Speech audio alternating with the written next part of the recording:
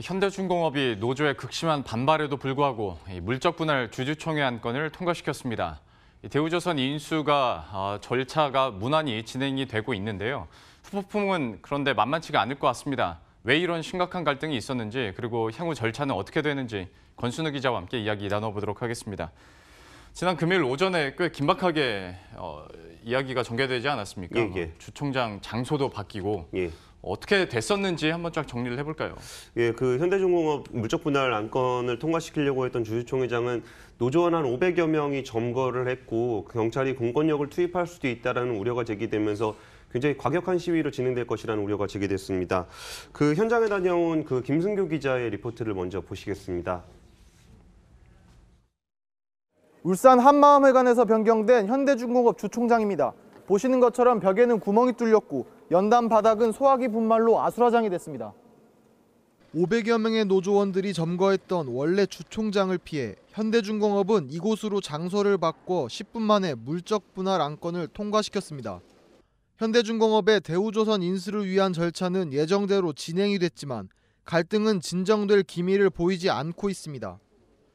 현대중공업 노조는 주주총회가 원천 무효라며 총파업을 결의하고 주총 무효 가처분 신청 등 법정 소송도 검토하기로 했습니다. 또 금속노조, 대우조선해양노조 등도 현대중공업과 대우조선 통합 반대 투쟁에 동참하기로 했습니다. 특히 대우조선노조는 현대중공업이 인수를 위한 실사를 진행할 수 없도록 총력 저지하기로 했습니다. 울산 지역 민심도 대우조선 인수에 대한 우려를 나타내고 있습니다. 안타깝죠.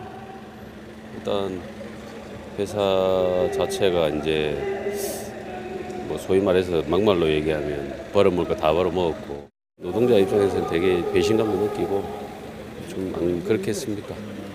현대중공업은 이후에도 유상증자와 국내외 정부의 기업 결합 심사 등 대우조선 인수를 위한 절차를 진행해야 합니다.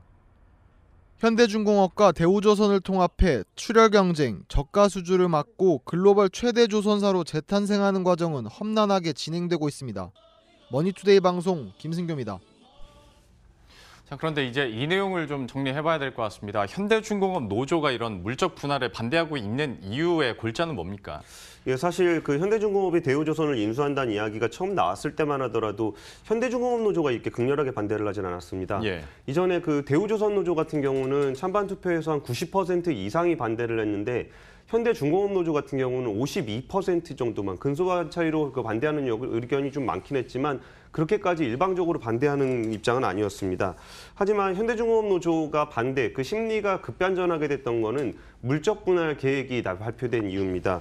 현대중공업 노조는 이번 물적 분할이 그 현대중공업에는 빚만 떠안기고 알짜 자산은 지주회사가 모두 빼가는 구조라는 의혹을 제기하고 있습니다. 예. 결국은 빚만 떠안은 현대중공업은 그 이자를 갚다가 실적이 악화되고 결국 구조조정을 할 거라는 얘기였습니다.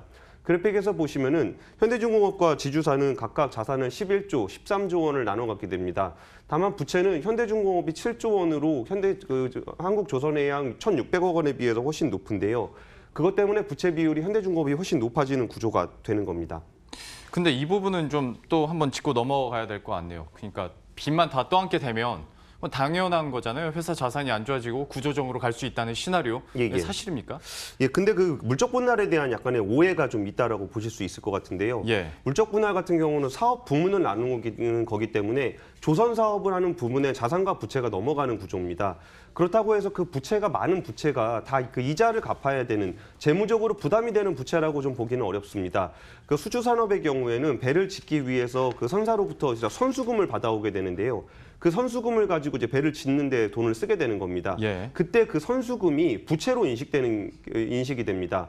또 이게 기자재 업체로부터 협력업체로부터 물건을 매입했을 때는 매입 채무라고 해서 부채가 잡히는데 이런 것들은 이제 물건 대금이기 때문에 부채지만 이자를 갚아야 되는 그런 부채는 아니라고 할 수 있습니다. 그리고 수주산업의 속성상 부채가 많은 것처럼 보이긴 하지만 그거는 사업을 하기 위한 자산 부채일 뿐 이걸 빚을 갚아서 재무적 부담을 주지는 않고 있습니다. 그리고 또 지주사 같은 경우는 자회사들을 관리하는 거기 때문에 특별히 사업 부문이 없어서 부채가 있을 부분이 별로 없습니다. 다만 그 자회사들을 관리하려면 지분 등을 가지고 있어야 되기 때문에 자산이 투자 자산들이 잡혀서 상대적으로 자산이 많아 보이는 것처럼 보일 수 있습니다. 그리고 어차피 물적 분할은 100% 자회사이기 때문에 그 자회사의 자산과 부채는 그 지주사의 재무제표에 그대로 반영이 됩니다. 예. 그래서 이거를 분리해서 보는 것은 큰 의미가 없다라고 좀 볼 수도 있습니다. 예. 그러니까 이런 좀 오해가 살 수 있는 부분도 있고 노조에서는 당연히 이 부분을 가지고 이제 반발을 할 수밖에 없는데도 그래도 어쨌거나 대우조선해양 인수를 위해서 이렇게 물적 분할을 강행하고 있는 거 아니겠습니까? 예, 이게 그전에 우리나라가 조선사가 3개가 있다 보니까 예. 세계적인 경쟁력을 가진 3개의 조선사가 국내에서 경쟁을 하기 때문에 저가 수주라든지 출혈 경쟁의 위험이 있다라는 얘기를 계속적으로 해왔습니다. 그리고 실제로 거기에 대한 부작용으로 굉장히 대규모 부실을 떨어냈던 것이 지난 한 10년간의 상황이었습니다. 하지만 이 현대중공업이 대우조선을 인수하게 되면은 예를 들어서 수주 경쟁을 자기 내부에서 하기 때문에 굳이 외부로 할 필요가 없어지고요. 세계적으로 그 압도적으로 1위 하는 조선사가 생기기 때문에 규모의 경제라든지 비용 절감 측면에서 굉장히 유리한 측면이 있습니다. 두 회사의 수주 잔량을 보면은 3위인 일본의 이마바리 조선사에 비해서도 무려 3배나 많을 정도로 굉장히 큰 조선사가 만들어지게 되는 겁니다.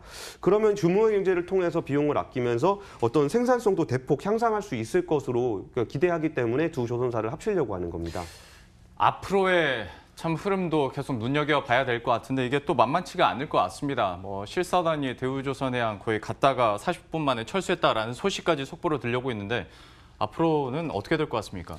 이 과정이 그 현대중공업과 대우조선 노조의 반발뿐만이 아니고 국제제조노조에서도 그러니까 국제제조산업노조에서도 반대를 하고 있습니다.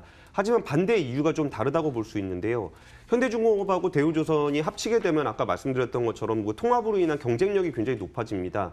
그렇게 되면은 외국에 있는 조선사들 같은 경우에는 저쪽에서 경쟁력이 생기면 자기들이 일감을 많이 못 가져가는 상황이 될 수 있습니다. 예. 그러다 보니까 국제산업노조는 이 통합에 반대하고 있는 건데 그 포지션이 다름에도 불구하고 두 노조가 같이 목소리를 내고 있는 것도 굉장히 좀 특이한 상황입니다. 또 EU 집행위원회 같은 경우에도 합병을 하게 되면은 가장 중요한 거는 경쟁 제한 여부와 소비자의 어떤 그에 대한 영향이라고 언급을 했습니다. 그러면서 좀 기업 결합 심사가 제대로 진행될 수 있을지에 대한 우려가 나오고 있는데요. 이 여기서 얘기하는 소비자에 대한 영향이라는 거는 해외 그 EU에는 그 배를 발주하는 그런 선사들이 굉장히 많습니다. 네. 근데 이게 현대중공업과 대우조선이 통합이 돼가지고 예를 들어 협상력이 높아진다고 한다면은 선사들 입장에서는 좀 더 저가 수주를 할 수 있는 기회를 잃어버리게 되는 상황이 됩니다. 그래서 이제 그 통합을 통해서 경쟁력이 높아지는 것을 견제하는 목소리도 크기 때문에 기업 결합 심사가 제대로 통과될 수 있을지도 좀 앞으로 좀 높여봐야 되는 겁니다. 어쨌든 그 경쟁사나 고객사들이 반대하는 목소리와 한국에 있는 조선산업 노조들이 반대하는 목소리는 좀 결이 다르기 때문에 그걸 좀 구분해줄 필요는 분명히 있어 보이고요. 또 행여나 오해 때문에 뭐 이렇게 출혈 사태가 발생을 하거나 이런 일은 좀 막아야 된다라는 목소리가 높습니다. 예. 이 마지막 그 당부의 한마디가 더 마음에 와닿는 것 같습니다. 권순우 기자와 함께했습니다. 잘 들었습니다. 감사합니다.